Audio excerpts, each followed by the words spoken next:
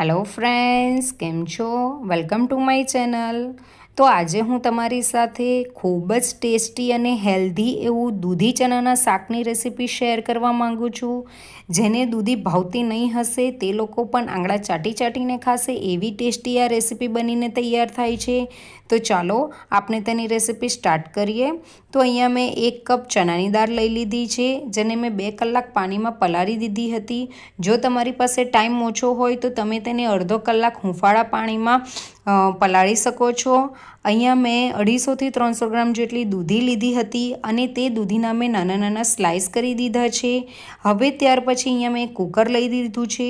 કુકરની અંદર ચણાની દાળ અને આપણે જે દૂધીના પીસીસ કર્યા છે એ આની અંદર એડ કરી દેવાના છે. તમે જોઈ શકો છો. ત્યાર પછી તેની અંદર અડધી ચમચી હળદર અને અડધી ચમચી લાલ મરચું પાવડર એડ કરું છું. ત્યાર પછી તેની અંદર અડધી ચમચી મીઠું એડ કરું છું અને ત્યાર પછી આ બધાને આપણે બરાબર મિક્સ કરી દેવાનું છે. તમે જોઈ શકો છો. મિક્સ કર્યા પછી તેની અંદર હું 1 ગ્લાસ જેટલું પાણી એડ કરું છું. અહીંયા પાણી આપણે ઓછું જ એડ કરવાનું છે, કેમ કે દૂધીની અંદર પાણીનો ભાગ હોય છે, તેથી પાણી વધારે રિલીઝ થશે. હવે કુકરનું ઢક્કન બંધ કરીને સ્લો ફ્લેમ પર 3 સીટી બોલાવવાની છે. તમે જોઈ શકો છો. હવે કુકર એકદમ આપણું ઠંડુ થઈ જાય ત્યાર પછી કુકર ખોલીને તમે જુઓ છો તો ચણાની દાળ અને દૂધી બંને આપણા ચડી ગયા છે. તમે જોઈ શકો છો. ચણાની દાળનો દાણો પણ આપણો મેશ થાય છે અને આપણી દૂધી પણ એકદમ ચડી ગઈ છે. તો હવે આપણે તેનો વઘાર કરવાનો છે. તો અહીંયા મેં એક પેન લઈ લીધી છે. તેની અંદર 3 ટેબલસ્પૂન જેટલું તેલ એડ કર્યું છે. તેલ ગરમ થાય એટલે તેની અંદર 1 ચમચી જેટલી રાઈ એડ કરવાની છે. ત્યાર પછી 1 સૂકું મરચું એડ કર્યું છે, 1 તેજપત્તું એડ કર્યું છે અને ત્યાર પછી થોડાક લીમડાના પાન એડ કરવાના છે. તમે જોઈ શકો છો.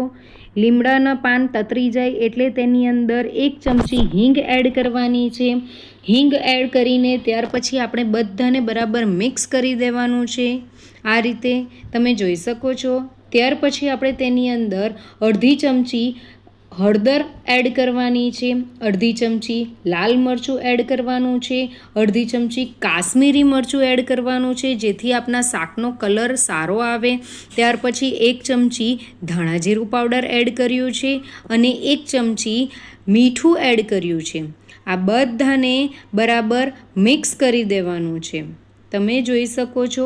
મિક્સ કર્યા પછી આપણે જે ચણાની દાળ અને દૂધી બાફ્યા હતા એને આની અંદર એડ કરી દેવાના છે. તમે જોઈ શકો છો. અને ત્યાર પછી તેને બરાબર મિક્સ કરી દેવાનું છે.